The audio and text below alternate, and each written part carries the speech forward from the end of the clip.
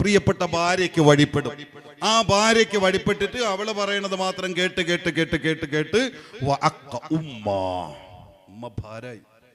പെണ്ണ് കെട്ടുന്നതൊരു ഉമ്മ വലുതായിരുന്നു അല്ലേ? ഇന്ന് പൊതുവേ നടക്കുന്ന ഒരു സംഭവമാണ്. തിരിച്ചു മറിച്ച് നമ്മൾ ചിന്തിക്കേണ്ട രണ്ട് ഭാഗമുണ്ട്. അതൊന്നും എനിക്ക് വിശദീകരിക്കാനുള്ള നേരമില്ല. ഒന്നാലോചിച്ച് നോക്ക്. അതുവരെ ഇന്ന് ഒരുപാട് വീടുകളുടെ ദുഃഖമാണ്, ഒരുപാട് ഉമ്മമാരുടെ പ്രയാസമാണ്, ഒരുപാട് ഉമ്മമാരുടെ കണ്ണുനീരാണ്. അതുവരെ ഉമ്മ വലുതായിരുന്നു. മോന് കല്യാണം കഴിഞ്ഞ് വന്നതോടുകൂടി മോന്റെ സ്വഭാവം അങ്ങോട്ട് മാറാൻ തുടങ്ങി, രീതി മാറാൻ തുടങ്ങി, ശൈലി മാറാൻ തുടങ്ങി. ഉമ്മയിൽ നിന്ന് അകന്നകന്നകന്നകന്ന് ഉമ്മ എന്ത് പറഞ്ഞാലും ഇന്ന് വെറുപ്പാണ്. ഉമ്മയെ കാണുന്നത് പോലും വെറുപ്പാണ്. ഉമ്മ വീട്ടിലുള്ളത് പോലും വെറുപ്പാണ്. ഉമ്മ ഒരു ഭാരാണ്. ഇന്നത്തെ കാലമല്ലേ എൻ്റെ പ്രിയപ്പെട്ട സഹോദരങ്ങളെ? അള്ളാഹുടെ മുത്തുനബി ഇത് വിവരിക്കുമ്പോൾ അഞ്ചി പോകാത്ത കണ്ണു പിടിച്ചിരുന്നു പോയ സ്വഹാബ. അങ്ങനെ കാകോ ഈ ഉമ്മത്തിന്റെ പിൻതലമുറ നിന്നുപോയ സ്വഹാബത്ത്. അതല്ലേ ലോകം. എൻ്റെ പ്രിയപ്പെട്ടവരെ, ഉമ്മയുടെ സ്ഥാനം മനസ്സിലാക്കുന്നുണ്ടോ? രണ്ട് ഭാഗമുണ്ട്. എൻ്റെ സഹോദരിമാര് മനസ്സിലാക്കേണ്ടതുണ്ട്, എൻ്റെ ഉമ്മമാര് മനസ്സിലാക്കേണ്ടതുണ്ട്. ഇവിടെ ഒന്നും അങ്ങനെ നടക്കുന്നതെന്നല്ല. വിഷയം പറയുമ്പോൾ അങ്ങോട്ടൊന്നും തൊടാതിരിക്കാൻ എനിക്ക് കഴിയില്ല. കാരണം അങ്ങനെ ഒരുപാട് വീട്ടിൻ്റെ ഉള്ളറകളുടെ വേദനയാണ്. ഒരു പുരുഷൻ ആ വീട്ടിൽ നിന്ന് ഇറങ്ങിപ്പോയിട്ട് അതൊരു പക്ഷെ ഉമ്മമാരുടെ മകനാകാം, എൻ്റെ സഹോദരി നിന്റെ ഭർത്താവാകാം. വീട്ടിൽ നിന്ന് ഇറങ്ങിപ്പോകും. ആണുങ്ങളാണ്, അവർക്ക് പലതരത്തിലുള്ള തിരക്കുകളാണ്, പലതരത്തിലുള്ള പ്രഷറുകളാണ്, പലതരത്തിലുള്ള ഉത്തരവാദിത്തങ്ങളാണ്, പലതരത്തിലുള്ള പ്രയാസങ്ങൾ ഏറ്റുപിടിച്ചതിന്റെ മനസ്സംഘർഷമാണ്. അതെല്ലാം കൂട്ടിപ്പിടഞ്ഞിട്ട് രാത്രി ഒന്ന് വീടണയും. എന്തിനാ? ഉമ്മയുടെ ഓരത്ത് കൂടുമ്പോ കിട്ടുന്ന സമാധാനത്തിന്റെ വാക്ക് കേൾക്കാൻ. തന്റെ ഭാര്യയുടെ ഓരത്ത് കിടക്കുമ്പോൾ ഭാര്യയിൽ നിന്ന് സ്നേഹത്തിന്റെ വാക്കുകൾ കിട്ടുമ്പോൾ മനസ്സൊന്ന് തണുക്കാൻ. ഇതേതൊരു പുരുഷനും കൊതിക്കണേണ്. ഏതൊരു ഉമ്മയുടെ മകനും കൊതിക്കും, ഏതൊരു ഭാര്യയുടെ ഭർത്താവും കൊതിക്കും. ഇന്ന് സർവ്വസാധാരണ അങ്ങനെ വീട്ടിൽ വന്ന് കയറുമ്പോ ഒരറ്റത്ത് ഉമ്മ, ഒരറ്റത്ത് ഭാര്യ. ഈ ബഹളവും കൂടെ കേട്ട് ഈ പുരുഷന്റെ മനസ്സിങ്ങനെ ഇരുന്ന് ഉരുകി ഉരുകി ഉരുകി ഉരുകി അവസാനം എന്താകുമെന്ന് പറയാൻ പറ്റാത്ത പരുവത്തിലെത്തിപ്പോയാൽ ആ മക്കൾക്ക് പിടിപെട്ട രോഗത്തിന്റെ പേരിൽ പൊട്ടിക്കരയേണ്ടി വരുന്നതും നിങ്ങളായിരിക്കും. ആ പ്രിയപ്പെട്ട ഭർത്താവിന്റെ ആരോഗ്യം നഷ്ടപ്പെടുന്ന തരത്തിൽ രോഗമാക്കി മാറ്റപ്പെട്ടതിന്റെ കാരണക്കാരിയായി നിലവിളിക്കേണ്ടി വരുന്നതും എൻ്റെ പെങ്ങളായിരിക്കും. അതുകൊണ്ട് മനുഷ്യ സഹജമായിട്ട് അടുക്കളയിൽ ഉണ്ടാകുന്ന ചില പ്രശ്നങ്ങൾ ഉണ്ടാകും, ഇല്ലാന്നൊന്നും പറയില്ല. നമ്മൾ ഈ അമ്മായി അമ്മ മരുമകൾ പോരും, അതൊരു വലിയ വിഷയമാണ്. ഈ അമ്മായി അമ്മ മരുമകൾ എന്നുള്ള ആ ചിന്ത എന്നെ അങ്ങ് വിടണം. എന്നിട്ട് ഉമ്മ, എൻ്റെ ഭർത്താവിൻ്റെ ഉമ്മ എനിക്കെൻ്റെ ഉമ്മയാണ്, ആ ഉമ്മ എന്നുള്ള കാഴ്ചപ്പാടിൽ കാണാൻ തുടങ്ങണം. അതുപോലെ തന്നെ മരുമകൾ എന്നുള്ള ചിന്ത വിട്ടിട്ട് എൻ്റെ മകൻ്റെ ഭാര്യ എൻ്റെ മോളാണ്. അപ്പൊ എൻ്റെ മോളിൽ നിന്ന് എന്ത് അപാകത വന്നാലും അത് ഞാൻ സഹിക്കും. അതേപോലെ തന്നെ ഈ മോളും. അതേപോലെ എൻ്റെ ഉമ്മയിൽ നിന്ന് എന്ത് വന്നാലും ഞാനത് സഹിക്കും. 1 മണിക്കൂർ എൻ്റെ മനസ്സിലുണ്ടാവും, അത് കഴിയും. പിന്നെ ഞാൻ ആരോടും പോയി പരാതി പറയാൻ നടക്കാറില്ല, അതവിടെ തീരും. അതേപോലെ ഒരു ഉമ്മയാണ് എൻ്റെ ഉമ്മ. ആ പ്രശ്നം അവിടെ തീരണം. അല്ലാതെ നിങ്ങളുടെ അല്പം സമാധാനത്തിന് നിങ്ങൾ ഓരത്തെത്തുന്ന ഈ ആണിന്റെ മുമ്പിലേക്ക് ഈ ദുഃഖങ്ങൾ മുഴുവനും വിട്ടുകൊടുക്കരുത്. പർവ്വതീകരിച്ചുകൊണ്ട് നിങ്ങൾ അറിയില്ല, താങ്ങൂല മനസ്സ്. അതെല്ലാം ഉള്ളിൽ വെച്ച് ഉരുക്കി ഉരുക്കി ഉരുക്കി ഉരുക്കി പെട്ടെന്ന് രോഗിയായി തകർന്നു പോകും നിങ്ങളെ വീട്ടിലുള്ള പ്രിയപ്പെട്ട പുരുഷൻ, എൻ്റെ ഉമ്മമാരുടെ പ്രിയപ്പെട്ട മകൻ. അങ്ങനെ ഒരു അവസ്ഥ ചിന്തിക്കാൻ കഴിയുമോ എൻ്റെ ഉമ്മമാർക്ക്, എൻ്റെ സഹോദരിമാർക്ക്? ഇവിടെ അങ്ങനെ ഉണ്ട് എന്നല്ല, അങ്ങനെ ഉണ്ടാകരുതെന്ന് പ്രത്യേകം ഞാൻ ഉണർത്തേണ്. പ്രിയപ്പെട്ട ഭാര്യമാർക്ക് വഴിപ്പെട്ടുകൊണ്ട് ഉമ്മമാരെ വേദനിപ്പിക്കുന്ന ഒരു മക്കളുടെ കാലം നിങ്ങളിലേക്ക് കടന്നു വന്നാൽ അല്ലാ, ഉമ്മാടെ വില എന്താണെന്നറിയുമോ പ്രിയപ്പെട്ടവരെ? 2025 പത്രമാധ്യമങ്ങളിലൂടെ അറിയുന്ന വാർത്തകൾ കേൾക്കുമ്പോൾ മനസ്സ് പോലും പിണഞ്ഞു പോകാറുണ്ട്. ഇത്രത്തോളം മക്കൾ അതപ്പതിച്ചു പോകാറുണ്ടോ എന്ന് ചിന്തിച്ചു പോകാറുണ്ട്. സ്വന്തം ഉമ്മ മാല കൊടുക്കാത്തതിന്റെ പേരിൽ കഴുത്ത് കറുത്ത് കളയുന്ന മക്കളുടെ ലോകം, പ്രിയപ്പെട്ട ഉമ്മാടെ പള്ള കുത്തിക്കേറുന്ന മക്കളുടെ ലോകം, പ്രിയപ്പെട്ട മാതാക്കളെ വീട്ടിൽ നിന്ന് വലിച്ചു തള്ളപ്പെടുന്ന മക്കളുടെ ലോകം, പ്രിയപ്പെട്ട മാതാക്കളെ വൃദ്ധസദനങ്ങളിലേക്ക് വലിച്ചെറിഞ്ഞു കളയുന്ന മക്കളുടെ ലോകം. അല്ലാ, അറിഞ്ഞില്ലതിന്റെ ഉമ്മാനെ, ഉമ്മയെന്ന മഹത്വത്തെ, മാതാവെന്ന മഹത്വത്തെ നീ അറിഞ്ഞില്ല. ഏത് മതത്തിൽപ്പെട്ടവരുമാകട്ടെ, മാതൃത്വം കൊണ്ട് അനുഗ്രഹീതരായ മാതാവെന്ന മഹത്വം, ആ മഹത്വത്തോട് കിടപിടിക്കാൻ പറ്റിയ ഒരു ബന്ധവും ഈ ലോകത്തിലല്ല വേറെ തന്നിട്ടില്ല എൻ്റെ പ്രിയപ്പെട്ടവരെ. ആകാശത്തിന്റെ താഴെ ഭൂമിക്ക് ഭൂമിക്ക് മുകളിൽ അതിന് പര്യാപ്തമായ ഒരു ബന്ധം അള്ളയും മുത്ത് റസൂലും കഴിഞ്ഞാ വേറെ ഇല്ല തന്നെ. അത്ര വലിയ മഹത്വമുള്ള ബന്ധം. ആ ബന്ധത്തെ വലിച്ചെറിയുന്ന അതിനാതുന സഹോദരാ, നിന്റെ ജീവിതം തകരാൻ വേറൊന്നും വേണ്ട. ഒരു ഉമ്മാടെ കണ്ണുനീരിൽ ചവിട്ടിക്കൊണ്ടൊരു യുവാവും ഇന്നുവരെ വിജയിച്ചിട്ടില്ല. ഒരു മക്കളും ഇന്നുവരെ വിജയിച്ചിട്ടില്ല. ഒരു കുടുംബവും ഇന്നുവരെ നന്നായിട്ടില്ല. ചെറിയ ആയുസ്സുകളെ അതിനൊക്കെ ഉണ്ടാകൂ പ്രിയപ്പെട്ടവരെ. അവിടെയാണ് ഉമ്മ, അവിടെയാണ് ഉമ്മ എന്ന മഹത്വം പ്രിയപ്പെട്ടവരെ. ലി ഉമ്മീക ഹഖ്ഖുല്ലൗ അലിംത കബീറൂ كثيرك يا هذا لديك يسير وكم غسلت عنك الأذى بيمينها وما حجرها إلا لديك سرير.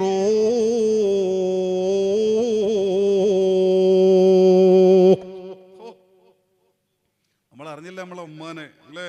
മാതാവ് എന്ന മഹത്വത്തെ നമ്മൾ അറിയാതെ വന്നപ്പോൾ അള്ളാഹുടെ മുത്തനബി പച്ചയ്ക്ക് പഠിപ്പിച്ചു തരായിരുന്നു ആരായിരുന്നു നിന്റെ ഉമ്മാന്ന്.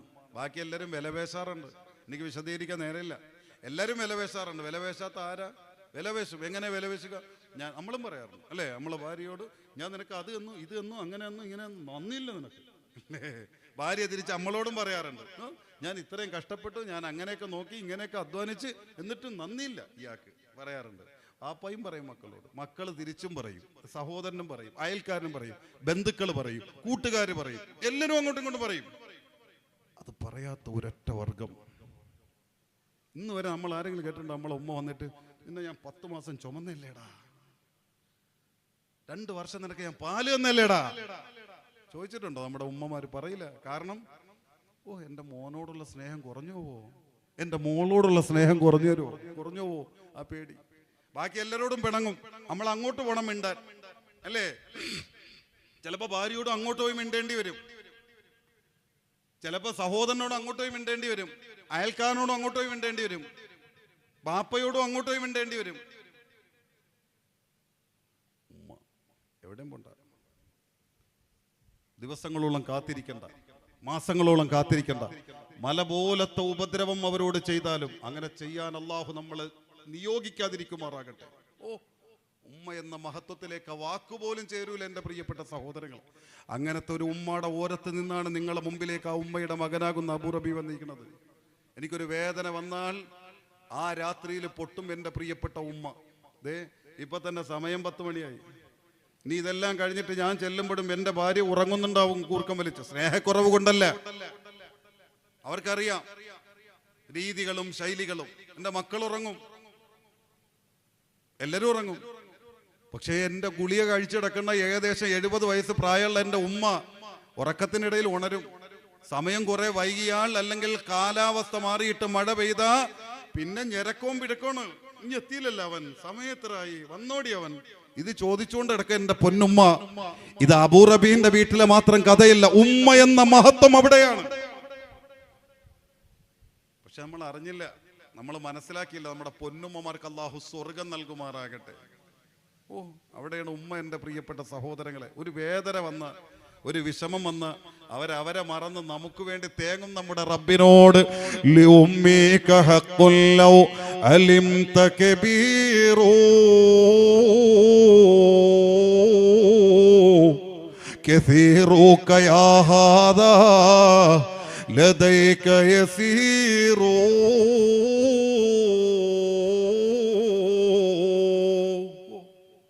നിന്റെ ഉമ്മയെ സംബന്ധിച്ച് നീ എന്ത് വിചാരിച്ചു?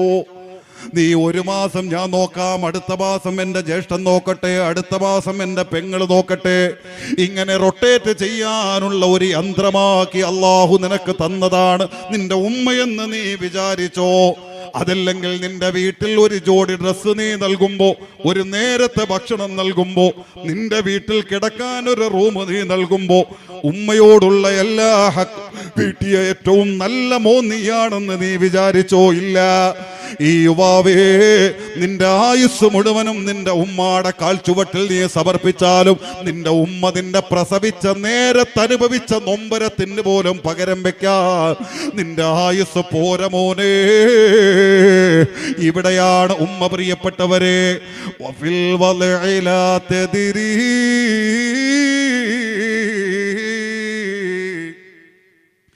عليها مشقة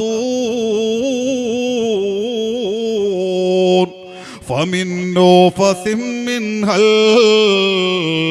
الفؤاد يطير.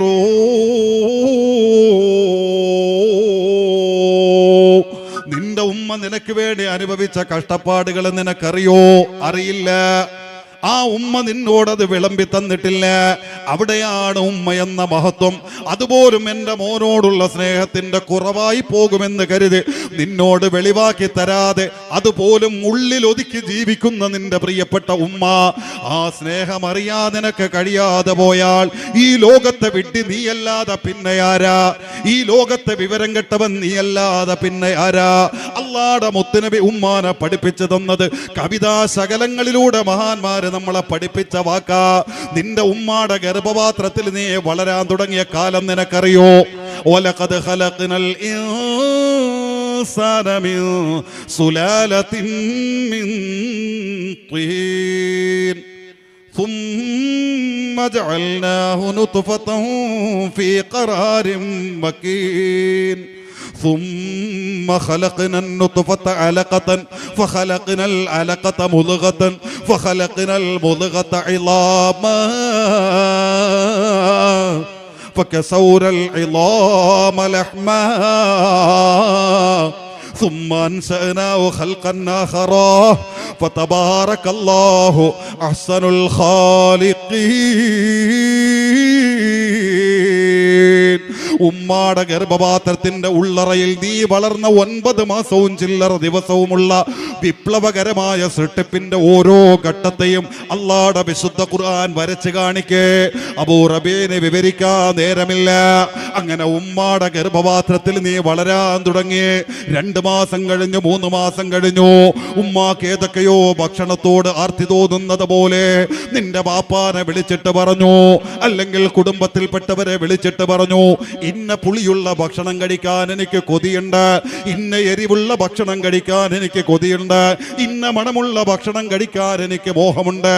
നിന്റെ ബാപ്പ ഓടുന്നു, വില കൊടുത്തുകൊണ്ട് ആ ഭക്ഷണം വാങ്ങുന്നു, കാത്തിരിക്കുന്ന നിന്റെ ഉമ്മാടെ മുമ്പിലേക്ക് കൊണ്ടു കൊടുക്കുന്നു.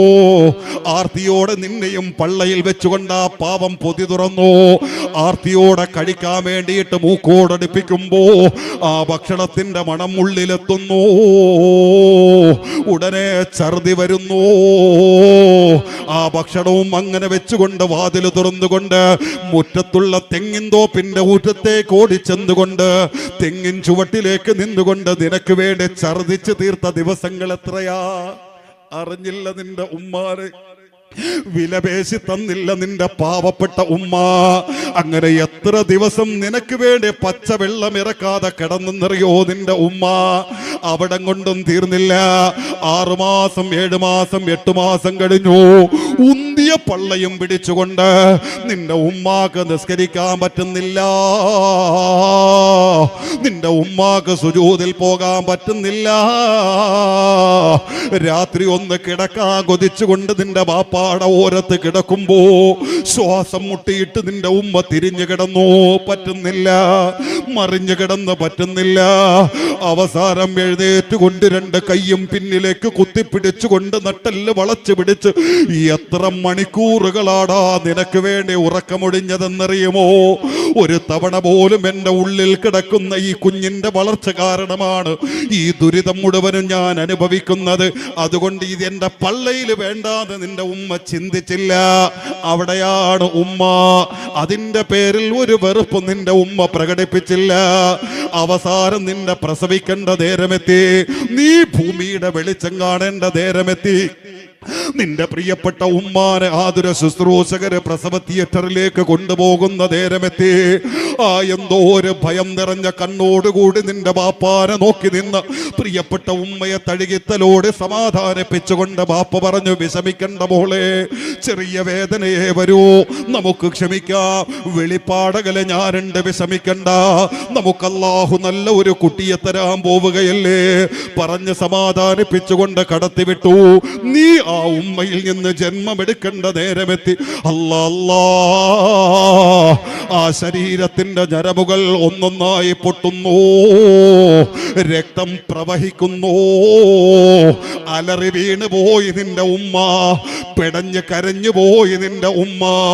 ഞാൻ മരിച്ചു പോകുമോ അല്ലാ, ഞാൻ മരിച്ചു പോകുമോ അല്ലാ, അഥവാ നിനക്ക് വേണ്ടി നിന്റെ ഉമ്മാടെ ജീവൻ നഷ്ടപ്പെടുമോ? ആ ഭയം ഉമ്മാടെ ഹൃദയത്തിൽ ആണ്ടുപൂണ്ടുപോയി. അതിന് മാത്രം വേദന തിന്നുകൊണ്ട് നിന്നെ പ്രസവിച്ച നിന്റെ ഉമ്മ ഇന്നലെ നിനക്കൊരു ഭാര്യയെ കിട്ടിയപ്പോ, നല്ല കുടുംബത്തെ റബ്ബ് തന്നപ്പോ, ഈ ഉമ്മ ഇന്ന് നിനക്ക് ഭാരമോ? പൊന്ന് സഹോദരാ, അവിടം കൊണ്ടും തീർന്നില്ല. വകം വസലത്ത് അങ്കൽ അദാബി യമീനിഹാ വമാ ഹിജ്റുഹാ ഇല്ലാ ലദൈക സരീറൂ.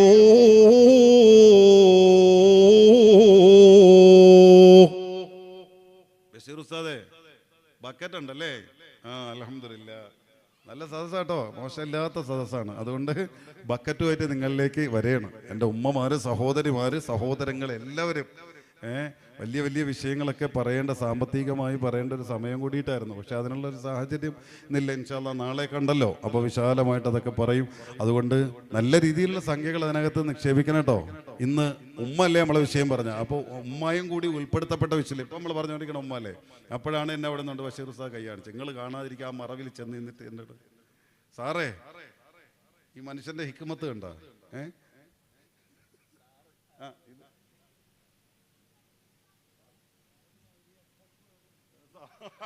സാറിന് അറിയാൻ സംഭവങ്ങളൊന്നും, മൂപ്പരെ സാറിന് അറിയാമെന്നാ പറയണം.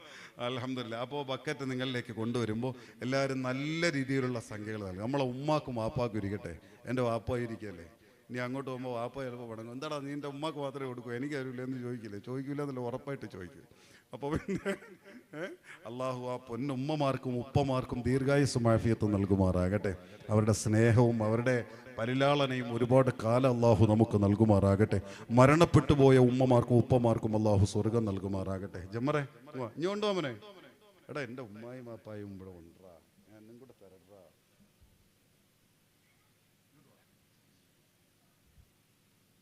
നിന്റെ പേരെന്താ? അമീൻ. ഉമ്മായും വാപ്പായും ഒക്കെ ഉണ്ടല്ലോ ഇവിടെ, അപ്പൊ പെട്ടെന്ന് പൈസ ഇട്. എടാ നിന്റെ പേരെന്താ? അഫ്ലഹ്. ബഷീർ ഹുസൈൻ പൈസ വാങ്ങിയിട്ട് അള്ളാഹു ബറക്കത്ത് നൽകുമാറാകട്ടെ, സ്വീകരിക്കുമാറാകട്ടെ. മോനെ ഇത് വാങ്ങിച്ചോ മോനെ? അൽഹംദുലില്ലാ. സഹോദരിമാരിലേക്ക് ഉമ്മമാരിലേക്കൊക്കെ ചെല്ലട്ടോ. ഇന്ന് കൊണ്ടുവന്നില്ല എന്ന് പറഞ്ഞ് പ്രയാസപ്പെടണ്ട, ഇല്ലെങ്കിൽ നാളെ കിട്ടാതെ നിർബന്ധിക്കല്ല. ഞാൻ ആ സന്തോഷം കൊണ്ട് പറഞ്ഞതേ ഉള്ളൂ.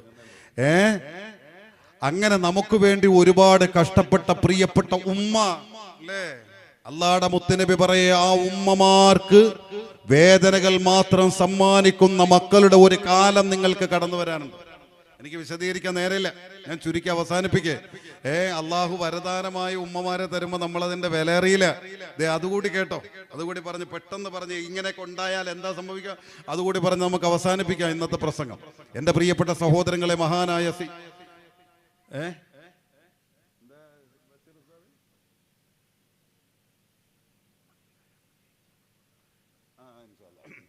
മഹാനായ സയ്യിദുനാ ഉമർ ബിൻ ഖത്താബ് റളിയല്ലാഹു അൻഹു ഒരു സംഭവം പറയുന്നുണ്ട്. ഒരു വലിയ യുദ്ധം കഴിഞ്ഞിട്ട് ഞങ്ങൾ മടങ്ങേ, ഞങ്ങൾ 1000-ഓളം സൈനികരുണ്ട്. 1000-ഓളം സൈനികരുണ്ട് ഞങ്ങളെ മുമ്പിലുണ്ട് മുത്തു മുഹമ്മദ് മുസ്തഫ സല്ലല്ലാഹു അലൈഹി വസല്ലം. അങ്ങനെ ഞങ്ങൾ ആ യുദ്ധം കഴിഞ്ഞു, ആ യുദ്ധത്തിൽ വിജയിച്ചവരായി ഞങ്ങൾ തിരിച്ചു മടങ്ങണം. അങ്ങനെ മടങ്ങി ഞങ്ങൾ സന്തോഷത്തോടെ ആ യുദ്ധത്തിൽ ജയിച്ച ഒരുപാട് സന്തോഷകരമായ കാര്യങ്ങളൊക്കെ പറഞ്ഞിങ്ങനെ നടന്നുകൊണ്ടിരിക്കെ ഞങ്ങൾ പോകുന്ന വഴിയരികിൽ ഒരു ഖബർ കണ്ടു. ആ ഖബർ കണ്ടപാടെ മുത്ത് റസൂലുള്ള യാത്ര നിർത്തി. യാത്ര നിർത്തിയപ്പോൾ ഞങ്ങൾ നോക്കി, എന്താ നബിത്തങ്ങൾ യാത്ര നിർത്തി? ഞങ്ങൾ നിന്ന് നബിയെ ശ്രദ്ധിച്ചു. നബിയെ ശ്രദ്ധിച്ചു നോക്കുമ്പോൾ നബിത്തങ്ങൾ ആ ഖബറിന്റെ മുമ്പിലേക്ക് ചെന്ന് നിന്നു. ഞങ്ങൾ നബിയോടൊപ്പം ആ ഖബറിന്റെ മുമ്പിലേക്ക് ചെന്നു. പക്ഷെ ഉമർ തങ്ങൾ പറയണു, ഇതേത് ഖബറാണെന്നോ ഈ ഖബറിലുള്ളവരും മുത്തുനബിയും തമ്മിലുള്ള ബന്ധം എന്താണെന്നോ ഞങ്ങൾക്ക് അറിയൂല. നബി ഞങ്ങൾക്ക് പറഞ്ഞു തന്നിട്ടില്ല. അപ്പൊ ഞങ്ങളും ആ നബിയോടൊപ്പം ആ ഖബറിന്റെ മുമ്പിലേക്ക് ചെന്ന് നിന്നു. അങ്ങനെ ഞങ്ങൾ നിൽക്കുമ്പോ ഫബക്കൻ നബിയു സ്വല്ലല്ലാഹു അലൈഹി വസല്ലമ ബുകാഅൻ ശദീദാ.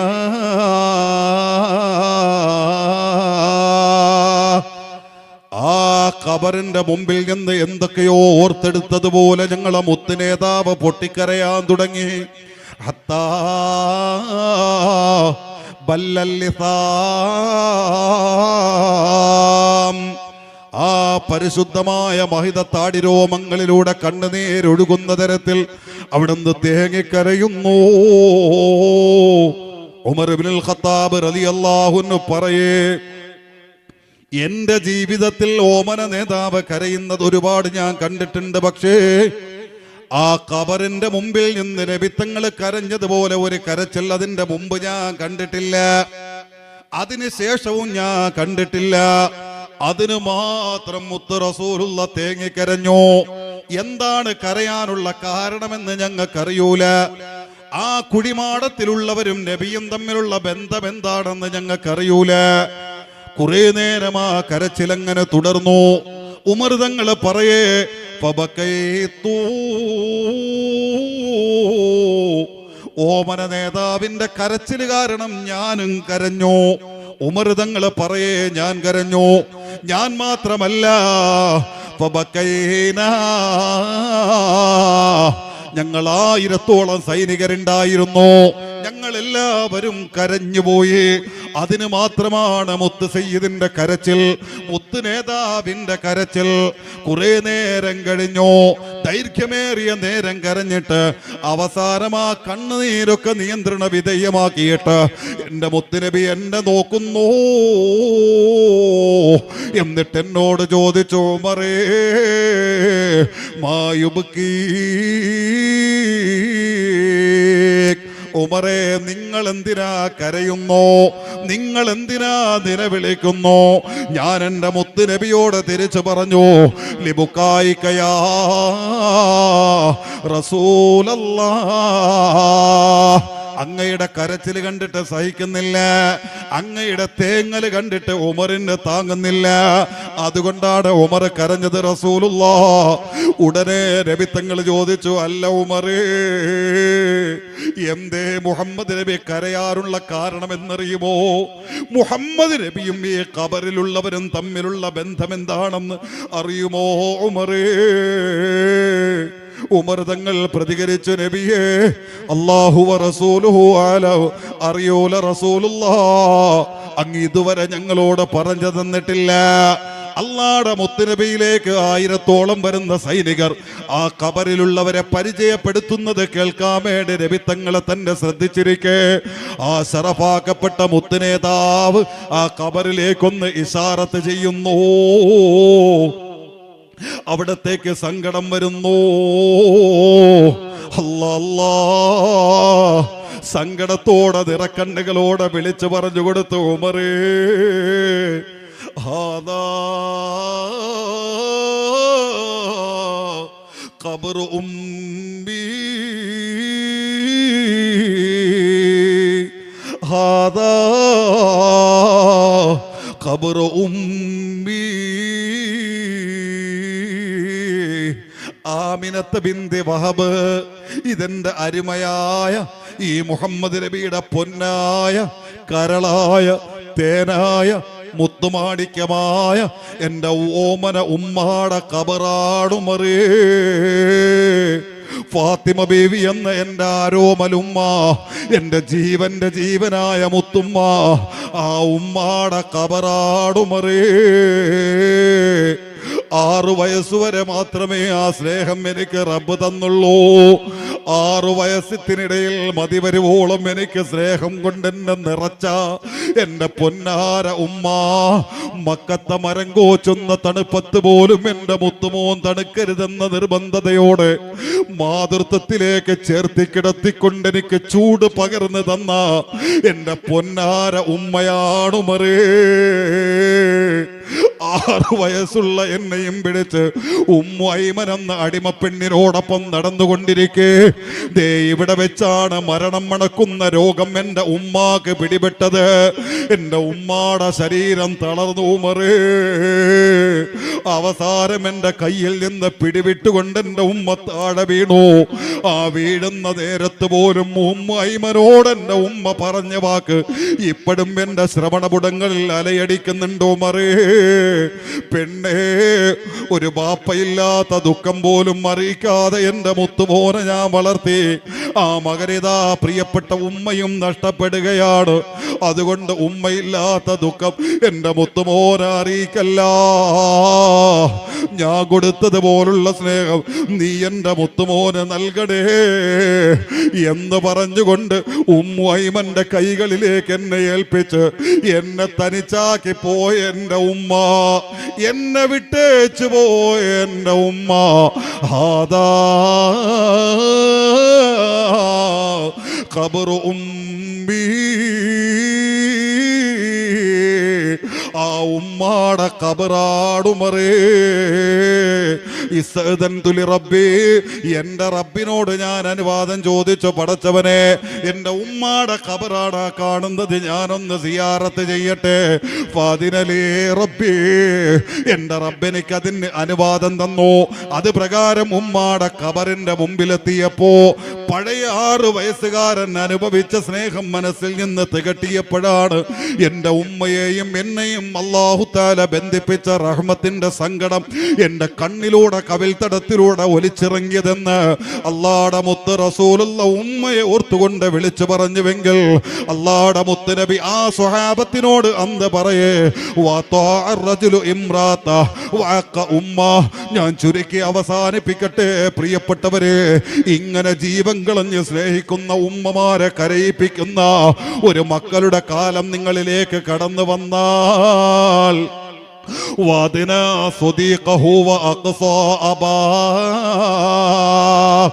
എവിടെയോ വെച്ച് കണ്ടുമുട്ടിയ സുഹൃത്തുക്കൾ, അത് യാത്രയിലാകാം, അത് കോളേജ് ക്യാമ്പസിലാകാം, അത് സ്കൂളിന്റെ മുറ്റത്താകാം, ഗൾഫിൽ വെച്ച് പരിചയപ്പെട്ടതാകാം, ഫ്ലൈറ്റിൽ യാത്ര ചെയ്തപ്പോ കിട്ടിയതാകാം. ഏതായാലും ആ സുഹൃത്തിനെ നെഞ്ചിലേറ്റിയിട്ട് തന്റെ മനസാക്ഷി സൂക്ഷിപ്പുകാരനായ സുഹൃത്തിനെ കൊണ്ടു നടക്കുന്നു. അതോടൊപ്പം തന്നെ ബാപ്പാനെ അകറ്റുന്നു. വീട്ടിലുള്ള തൊഴിലാളിയുടെ സ്ഥാനം പോലും നൽകപ്പെടാത്ത വിധം ബാപ്പമാര് അകറ്റപ്പെടുന്നു. അതിനപ്പുറം പ്രിയപ്പെട്ട സ്നേഹിതരെ നെഞ്ചിലേറ്റുന്നു. അങ്ങനത്തെ ഒരു കാലം നിങ്ങൾക്ക് കടന്നു വന്നാൽ അത് 2025 അല്ലെങ്കിൽ ഏത് കാലം എന്റെ പ്രിയപ്പെട്ടവര് അബൂ റബീന് വിശദീകരിക്കാൻ നേരമില്ല. വശുരിബത്തിൽ കള്ളുകുടി വ്യാപകമാകുന്ന ഒരു കാലം നിങ്ങൾക്ക് കടന്നു വന്നാൽ ലഹരി ഉപയോഗം തെറ്റല്ലാതെയായി മാറിയിരിക്കുന്ന കാലമല്ല പ്രിയപ്പെട്ടവരെ. ലഹരിയുടെ വാഹകരായ കസ്മലന്മാര് ഒന്നും അറിയാത്ത പിഞ്ചുമക്കളെ പോലും തേടിയിട്ട പണത്തിന് വേണ്ടി MDMA-യുമായിട്ട് സ്കൂളിന്റെ മുറ്റങ്ങളിൽ പോലും കയറി നിറങ്ങുന്ന ഒരു കാലത്താണ് നമ്മൾ ജീവിക്കുന്നതെന്ന് ഓർക്കണം. ഓരോ ദിവസത്തെ മാധ്യമങ്ങളുടെ വാർത്തകളിലൂടെയും MDMA-യുടെ അത്ര ഗ്രാം പിടികൂടി, ഇത്ര ഗ്രാം പിടികൂടി എന്ന് എവിടെയോ കിടന്ന ഏതെങ്കിലും ലോക്കലിനെ കുറിച്ചല്ല, വലിയ ജോലി എടുക്കുന്നവരുടെ കൂട്ടത്തിൽ നിന്ന് പോലും, ഉദ്യോഗം നടത്തുന്നവരുടെ കൂട്ടത്തിൽ നിന്ന് പോലും, നല്ല ഉന്നത വിദ്യാഭ്യാസമുള്ള യുവതി യുവാക്കളിൽ നിന്ന് പോലും ഈ ലഹരിയുടെ വാഹകരെ പോലീസ് അറസ്റ്റ് ചെയ്ത് മാറ്റിക്കൊണ്ടിരിക്കുമ്പോ അത് MDMA ആകട്ടെ, അത് ചരസാകട്ടെ, അത് കഞ്ചാവാകട്ടെ, അത് ഏതെങ്കിലും തരത്തിലുള്ള ഏതെങ്കിലും ലഹരിയാകട്ടെ, വശുരിബത്തിൽ ഖുമൂർ, അത് വ്യാപകമാകുന്ന ഒരു കാലം നിങ്ങളിലേക്ക് കടന്നു വന്നാൽ അത് ഈ കാലമല്ലേ എൻ്റെ പ്രിയപ്പെട്ടവര്? ഫർതഖിബൂ ഇൻദദാലിക റീഹൻ ഹംറാ, നിങ്ങളെ ശരീരങ്ങളെ മുഴുവനെയും പൊള്ളിച്ചെറിയുന്ന തരത്തിലുള്ള ചൂട് കാറ്റുകളെ നിങ്ങൾ പ്രതീക്ഷിച്ചു കൊള്ളണേ. രക്തം പൊട്ടുന്ന കാറ്റുകളെ, രക്തമണമുള്ള കാറ്റുകളെ, നിങ്ങളെ ശരീരങ്ങളെ പൊട്ടിച്ചെറിയുന്ന ഉഷ്ണത്തിന്റെ കാറ്റുകളെ നിങ്ങൾ പ്രതീക്ഷിച്ചു കൊള്ളണേ. വസൽസല, പാതിരാവുകളിൽ നിങ്ങളെ ഭൂമികൾ നിങ്ങളെയും വെച്ചുകൊണ്ട് സംഹാര താണ്ഡവമാടുന്ന വലിയ ഭൂകമ്പങ്ങളുടെ ഇടിമുഴക്കങ്ങൾ നിങ്ങൾ പ്രതീക്ഷിച്ചു കൊള്ളണേ. വഹസ്ഫം വമസ്ഖം വഖദ്ഫാ, ഭൂമികൾ ഒന്നാകെ പിളർന്നിട്ട് ഭൂമിയിലുള്ള ടവറുകളും പ്ലേറ്റുകളും അടക്കം ഒന്നാകെ ഭൂമിയുടെ ഉള്ളറയിലേക്ക് കൊണ്ടുപോകുന്ന ഫിത്നകളെ നിങ്ങൾ പ്രതീക്ഷിച്ചു കൊള്ളണേ. സമുദ്രത്തിന്റെ ഉള്ളറകളെ കോലം പൊട്ടിച്ചെറിഞ്ഞുകൊണ്ട് വലിയ തിരമാലകളുടെ അലമാലകളായി നിങ്ങളെ ഭൂമികളെ ഒരു മൈക്രോ സെക്കൻഡ് കൊണ്ട് വിഴുങ്ങി തീർക്കുന്ന തരത്തിലുള്ള അതിഭയാനകമായ വലിയ രക്തരക്ഷസ്സുകളുടെ തിരമാലകളുടെ പർദീസകളാകുന്ന വലിയ ഭൂകമ്പങ്ങളെ നിങ്ങൾ പ്രതീക്ഷിച്ചു കൊള്ളണേ. മനുഷ്യരൂപങ്ങൾ പാതിരാവുകളിൽ മാറ്റത്തിന് വിധേയപ്പെടുത്തപ്പെടുന്ന, നായകളും പന്നികളും കുരങ്ങുകളുമാക്കി തരം താഴ്ത്തപ്പെടുന്ന രൂപങ്ങളെ മനുഷ്യരിൽ നിന്ന് നിങ്ങൾ പ്രതീക്ഷിച്ചു കൊള്ളണേ. അവിടം കൊണ്ടും അവസാനിപ്പിക്കുന്നില്ല.